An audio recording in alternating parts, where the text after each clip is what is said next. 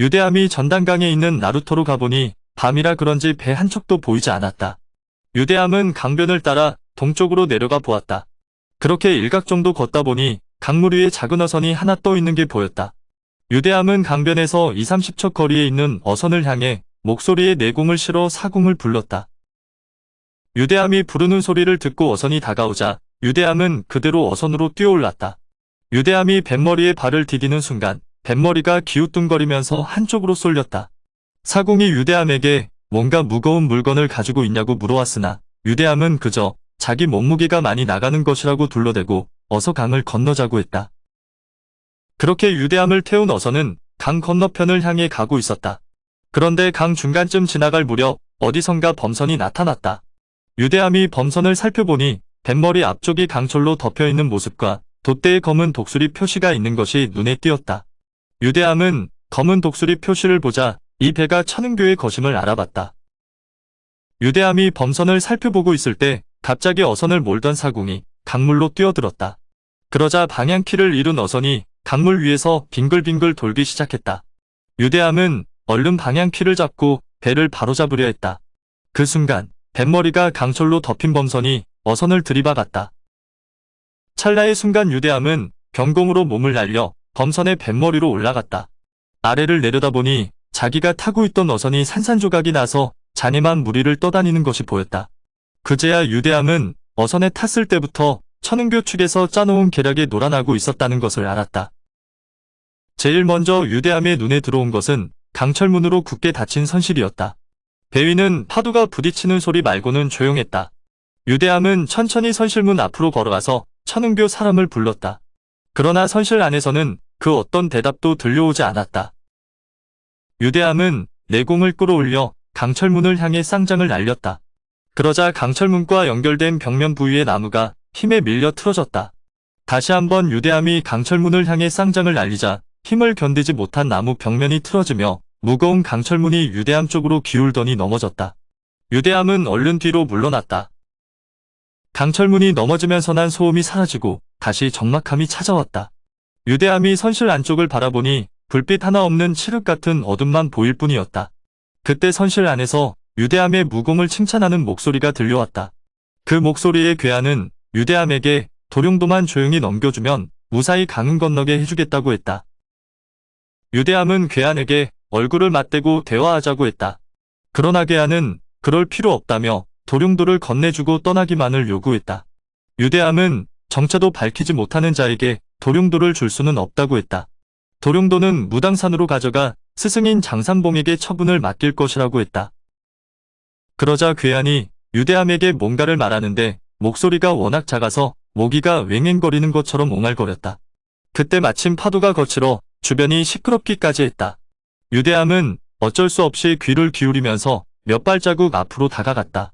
그 순간 파도가 범선을 흔들었는데 그와 동시에 명치와 대퇴부가 따끔거렸다. 곧이어 괴한의 웃음소리가 크게 들려왔다. 괴한은 유대함에게 도룡도를 건네주면 해독약도 주고 강도 무사히 건널 수 있게 해주겠다고 말했다. 해독약이라는 말에 유대함은 얼른 명치를 더듬어 보았다. 그랬더니 명치에 아주 가는 은침이 박혀 있었다.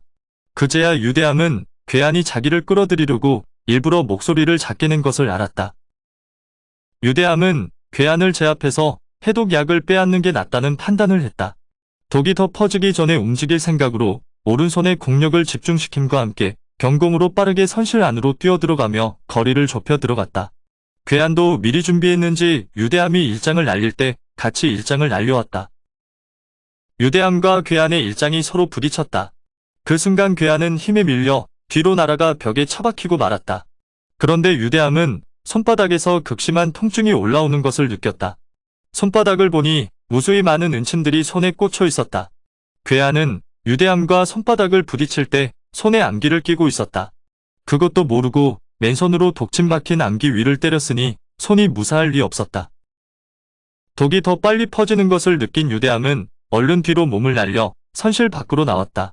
혹시라도 어두운 선실 안에 내복이 있을지 모른다는 판단 때문이었다. 밖으로 나온 유대함은 품속에 가지고 있던 천심해독단을 먹었다. 하지만 잠깐의 응급처치는 몰라도 완전한 해독은 불가능했다. 독에 중독된 것도 문제였지만 지금 당장은 악랄한 수법으로 자기를 위기로 몰아넣은 괴한에 대한 분노가 더 문제였다. 유대함은 등허리에 메고 있던 도룡도를 뽑아들었다. 그때 유대함을 따라 나오는 괴한을 향해 도룡도를 휘둘렀다. 괴한은 이리저리 칼을 피했다. 유대함은 한 차례 공격을 퍼붓고 다시 대치하며 도룡도가 지나간 자리에 흔적을 보았다. 나무는 물론 강철까지도 도룡도가 지나간 자리에 잘려나가지 않은 것은 아무것도 없었다. 과연 무림지존이라고 불릴 만한 도룡도였다. 그러나 이미 몸에 독이 퍼져 유대함은 더 이상 싸우기 힘든 상태였다. 괴한도 그걸 아는지 그러지 말고 도룡도와 해독약을 교환하자고 다시 한번 유대함을 설득했다. 결국 유대함은 괴한의 제안을 승낙하고 손에 쥐고 있던 도룡도를 선실 쪽 갑판 위에 던졌다.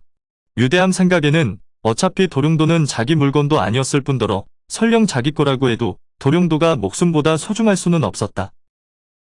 괴한은 갑판 위에 던져진 도룡도 앞에 무릎을 꿇고 앉아서는 양손을 벌리고 하늘을 향해 미친 듯이 웃었다. 유대함은 괴한이 기쁨을 만끽할 시간을 기다려줬지만 어쩐 일인지 괴한은 해독제를 줄 생각을 하지 않았다. 서서히 몸이 저려오면서 통증이 심해진 유대함이 결국 참지 못하고 어서 해독제를 달라고 했다. 그런데 괴한은 고개를 삐딱하게 돌리면서 비열한 미소로 유대함을 바라봤다. 그러고는 어리숙한 놈이라고 유대함을 비웃었다. 네 손에 도룡도가 없는데 자기가 왜 해독약을 줘야 하냐며 박장대소했다. 그제야 유대함도 자기가 너무 경솔했다는 것을 깨달았다. 어차피 처음부터 죽일 생각이었구나. 유대함은 자신의 순진함과 괴한의 비열함에 분노가 치솟았다. 어차피 죽을 목숨이라면 저놈과 함께 같이 죽겠다는 생각이 듦과 동시에 남아있던 모든 공력을 끌어올려 괴한에게 쌍장을 날렸다. 유대함이 남아있는 생명을 불태우며 강렬한 공격을 가해오자 괴한은 도룡도를 집어들고 휘둘렀다. 그런데 어찌된 일인지 도룡도가 반원의 반도 그리기 전에 괴한의 팔이 접히면서 밑으로 떨어지는 것이 아닌가. 그렇게 일직선으로 떨어진 도룡도는 괴한의 무릎을 찍어버렸다. 그 순간 괴한의 비명과 함께 유대함의 쌍장이 머리와 하단전으로 날아들었다. 도룡도는 100근이 넘는 무게를 지녔는데 이 괴한은 그것을 몰랐다. 그래서 내공을 제대로 사용하지 않고 일반 칼 쓰듯이 했기 때문에 벌어진 참극이었다. 그나마 얼굴로 날아오는 유대함의 일장은 본능적으로 피했지만 아랫배로 날아오는 일장은 피할 길이 없었다. 괴한은 무릎에 박힌 도룡도의 칼자루를 꼭 쥔 채 유대함의 일장을 맞은 충격으로 몸이 공중으로 날아가 결국 강물로 떨어지고 말았다. 유대함이 배 위에서 보니 괴한은 죽는 순간까지도 도룡도를 부여잡고 있었다. 그 모습을 보니 우습다기보다는 측은하다는 생각이 들었다. 그때였다. 범선도대 근처에서 사슬이 날아와 도룡도와 괴한을 건져갔다. 깜짝 놀란 유대함이 얼른 그쪽을 보니 한 검은 옷 입은 자가 사슬을 끌어올리고 있었다. 유대함은 그 검은 옷 입은 자를 향해 몸을 날렸다. 그런데 그 순간 마음과 달리 몸은 바닥에 처박히고 말았다. 쓰러진 유대함은 독이 온몸에 퍼져 발작하다 끝내 정신을 잃고 말았다. 오늘의 영상은 여기까지입니다. 영상이 도움이 되셨다면 구독과 좋아요, 알람 설정 부탁드립니다. 시청해주셔서 감사합니다.